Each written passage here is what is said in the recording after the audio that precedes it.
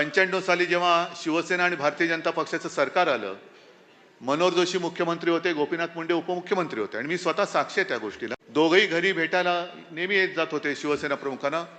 बऱ्याचदा मी आजूबाजूला असायचोच, कधीतरी गप्पा असतील तर मी त्याच्यात बसायचो. पण निवडून आल्यानंतर, शपथ घेतल्यानंतर जेव्हा ते पहिल्या प्रथम मातोश्रीत आले, तेव्हा बाळासाहेबांनी त्यांना दोघांनी सांगितलं होतं, बाळासाहेब जोशींना पंत म्हणायचे आणि गोपीनाथजींना ते अरे तुरे म्हणायचे.